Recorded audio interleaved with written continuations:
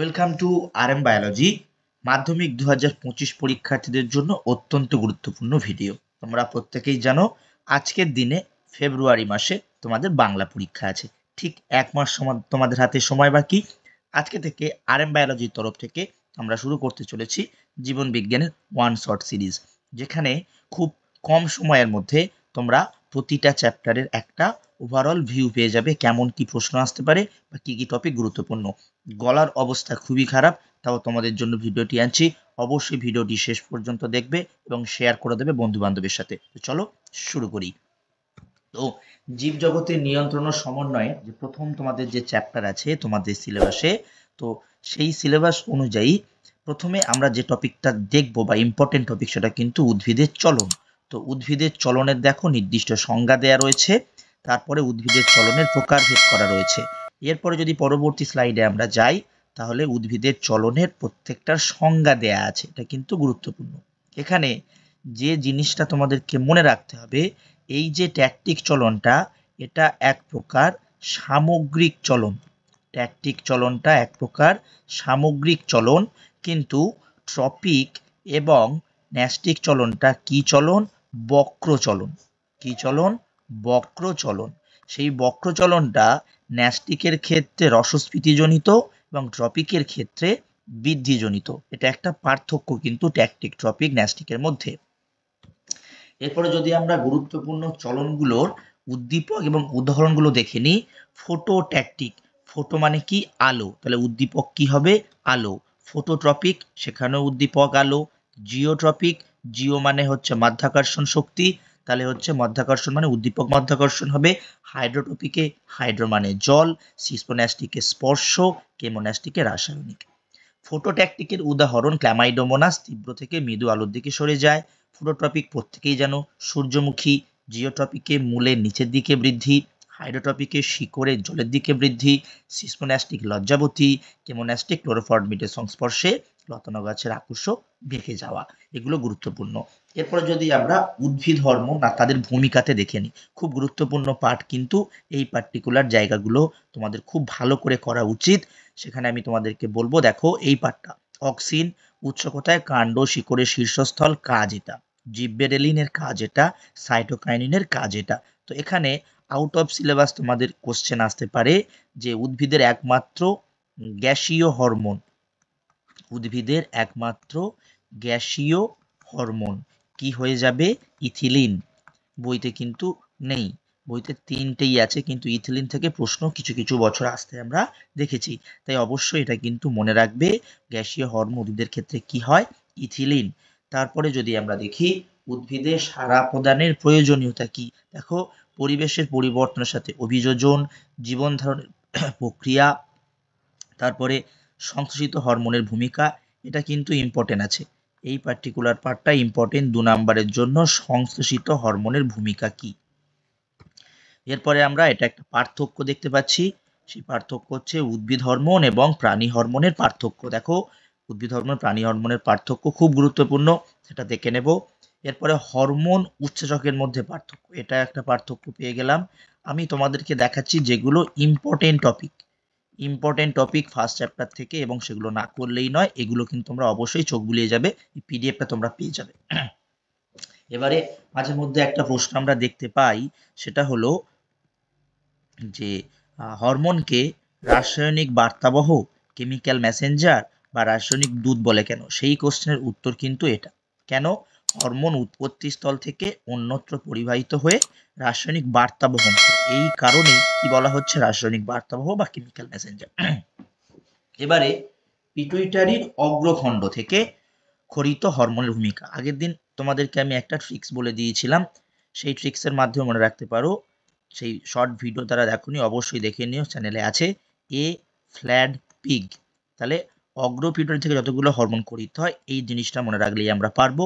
এ থেকে হচ্ছে anterior part বা অগ্রপিটুইটারি, এফ থেকে এফএসএইচ, এল থেকে এলএইচ, এ থেকে এসিটিএইচ, টি থেকে টিএসএইচ, পি থেকে প্রোল্যাকটিন, আই থেকে আইসিএসএইচ, জি থেকে জিএইচ। তো প্রথমে আমরা এসিটিএইচ এর, এখানে দেখো এসিটিএইচ এর কাজও দেয়া রয়েছে বা এসিটিএইচ কি করে।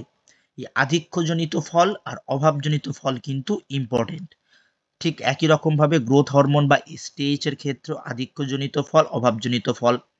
থাইরয়েড স্টিমুলেটিং হরমোনের ক্ষেত্রে আধিক্যজনিত ফল এবং অভাবজনিত ফল খুব গুরুত্বপূর্ণ, এগুলো খুব খুব গুরুত্বপূর্ণ।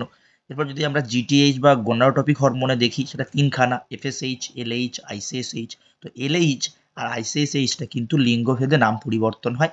এলএইচ হচ্ছে মহিলাদের দেহে, পুরুষদের দেহে আইসিএসএইচ হয়। তার অভাবজনিত লক্ষণ করতে পারো এলটিএইচ, যেটাকে প্রোল্যাকটিন বলি আমরা, মাতৃদেহে স্তনদুগ্ধ উৎপাদন ও ক্ষরণকে উদ্দীপিত করে। এরপরে পশ্চাৎখণ্ড থেকে কি কি হরমোন খরিত হয়, অত্যন্ত গুরুত্বপূর্ণ, আমি স্টার মার্ক করে দিচ্ছি এটা। এই এডিএইচটা কিন্তু গুরুত্বপূর্ণ। অক্সিটোসিনকে কি বলা হয়, প্রসবকালীন হরমোন বলা হয়। অক্সিটোসিনকে প্রসবকালীন হরমোন বলা হয়। কি হরমোন? প্রসবকালীন হরমোন বলা হয়। খুব গুরুত্বপূর্ণ, স্টার মার্ক করে দিলাম। অবশ্যই অবশ্যই তোমরা এটা স্ক্রিনশট নিয়ে লিখে নিতে পারো। তারপরে থাইরক্সিনের ভূমিকা, থাইরক্সিনের ভূমিকাটা গুরুত্বপূর্ণ, ইম্পর্টেন্ট। থাইরক্সিনের ভূমিকা গুরুত্বপূর্ণ। দেখো, থাইরক্সিনের প্রভাবে প্রোটিন, কার্বোহাইড্রেট, ফ্যাটের বিপাক ঘটে। থাইরক্সিন তাপ উৎপাদন করে, তাই কি বলা হয়, ক্যালোরিজেনিক হরমোন কোশ্চেন আসে। তারপরে অভাবজনিত লক্ষণ, আধিক্যজনিত লক্ষণ বা ফল। ইনসুলিনের প্রভাব, দেখো পুরোপুরি ইনসুলিনের পার্টটা এখানে দেওয়া রয়েছে। ইনসুলিনের প্রভাবে পেশিকোষ, অ্যাডিপোজ কোষে গ্লুকোজ গ্লাইকোজেনোসিসের সময় গ্লাইকোজেন রূপে সঞ্চিত হয়। অ্যামিনো অ্যাসিডকে প্রোটিন তৈরি করতে পারে। গ্লুকোজ ল্যাকটিক অ্যাসিড থেকে স্নেহ বস্তুতে অংশগ্রহণ করে। নিওগ্লুকোজেনেসে বাধা দেয়। অভাবজনিত লক্ষণ আছে আর আধিক্যজনিত লক্ষণ আছে, এগুলো গুরুত্বপূর্ণ। অ্যাড্রেনালিনের ভূমিকা, এই যতগুলো বললাম এটা কিন্তু এবছর কোশ্চেন তোমরা পেতে পারো, এবছর 2025-এ কোশ্চেন পেতে পারো। অ্যাড্রেনালিনের ভূমিকা উল্লেখ করো, ঠিক আছে। তারপর স্নায়ুতন্ত্রের উপাদান হিসেবে কি কি থাকে, স্নায়ুকোষ, নিউরোগ্লিয়া, স্নায়ুগ্রন্থি, এগুলো থাকে। প্রত্যেকের কাজ, নিউরো প্রধান অংশ, সেগুলো সব দেয়া আছে। স্নায়ুর প্রকারভেদ দেখো, বহির্বাহী, অন্তর্বাহী, মিশ্র। এরপরে যদি আমরা একটা স্নায়বিক পথ বা স্নায়ু সংবেদের প্রবাহ, উদ্দীপনা কোথায় আসবে, ইন্দ্রিয় গ্রাহকে, সেখান থেকে অন্তর্বাহী স্নায়ু, সেখান থেকে উদ্দীপনা প্রান্ত সন্নিকর্ষ বা সাইন্যাপসে আসবে। উদ্দীপনার উত্তর দেয়া হবে কেন্দ্রীয় স্নায়ুতন্ত্র থেকে, আবার সাইন্যাপসে পাঠিয়ে দেবে, সেখান থেকে বহির্বাহী স্নায়ু, সেখান থেকে কারক বা ইফেক্টর আমরা সাড়া দেব। খুব গুরুত্বপূর্ণ পার্ট। তারপরে মানব মস্তিষ্কের বিভিন্ন অংশ, তাদের অবস্থান এবং কাজ অবশ্যই করে নিও, বা এখান থেকে তোমরা স্ক্রিনশট নিয়ে নিতে পারো পজ করে, তবুও তোমরা শেষ পর্যন্ত দেখলে পিডিএফটা পেয়ে যাবে। মধ্য মস্তিষ্ক, লঘু মস্তিষ্ক, সুষুম্নাকাণ্ড, এগুলো কিন্তু গুরুত্বপূর্ণ। এইভাবেই তোমরা 10 থেকে 12 মিনিটের মধ্যে পুরো চ্যাপ্টারটার কিন্তু একটা কভারেজ পেয়ে যাচ্ছ। তাই অবশ্যই অবশ্যই ভিডিওটি কিন্তু শেষ পর্যন্ত দেখবে এবং শেয়ার করে দেবে। স্নায়ুর প্রকারভেদে আমরা এখানে পুরো ডিটেলসে লিখে দিয়েছি। স্নায়ুর প্রকারভেদ দেখো, স্নায়ুর প্রকারভেদ আছে, প্রাণীদেহে সাড়া প্রদানের প্রক্রিয়া লেখা রয়েছে, প্রতিবর্ত ক্রিয়া, প্রতিক্রিয়া লেখা রয়েছে। এরপরে যদি আমরা স্নায়ুতন্ত্রের প্রকারভেদ দেখি, কেন্দ্রীয় স্নায়ুতন্ত্র কোথায় কোথায় পাবো, মস্তিষ্ক, সুষুম্নাকাণ্ড, কাজ কি করবে, তথ্যের প্রক্রিয়াকরণ করবে, সিদ্ধান্ত গ্রহণ করবে। প্রান্তীয় স্নায়ুতন্ত্র অঙ্গ কোথায়, করোটি আর মেরুদণ্ডীয় স্নায়ু, উদ্দীপনা পরিবহন করা।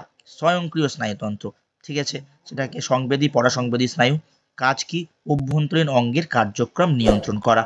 চোখের গঠন ও কাজ, কর্নিয়ার কাজ আলোর প্রবেশ করানো, আইরিস প্রবাহ নিয়ন্ত্রণ, আলোক সংকেত গ্রহণ, রেটিনা, অপটিক নার্ভ সংকেত মস্তিষ্কে প্রেরণ করা।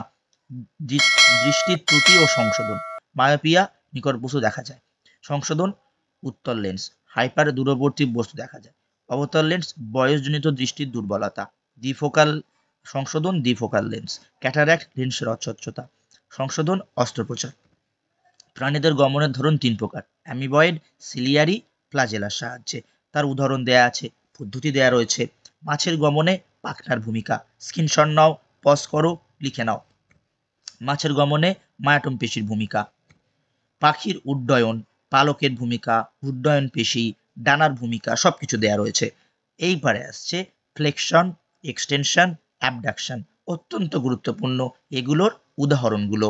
এরপরে অ্যাডাকশন, রোটেশন। এরপরে যদি আমরা দেখি এখান থেকে চিত্র, এবছরের জন্য সব থেকে গুরুত্বপূর্ণ চিত্র এই চ্যাপ্টার থেকে কিন্তু এটা, চোখ সব থেকে গুরুত্বপূর্ণ। এরপরে আর একটা আছে, অল্টারনেটিভ করে রাখতে পারো এটা, ঠিক আছে। এই দুটোর মধ্যে যে কোনো একটা চিত্র তোমাদের কিন্তু আসতে চলেছে। এরপরে দেখো, মাত্র 10 মিনিটে আমরা ফার্স্ট চ্যাপ্টারটার একটা কভারেজ পেয়ে গেলাম। পিডিএফটা আমি ভিডিও আপলোড করার 10 থেকে 15 মিনিট পরে পিন কমেন্টে দিয়ে রাখবো, সেখান থেকে কিন্তু তোমরা কালেক্ট করে নিও। অবশ্যই অবশ্যই ভিডিওটি শেয়ার করে দিও। তো আজকের ভিডিওটি এই পর্যন্ত।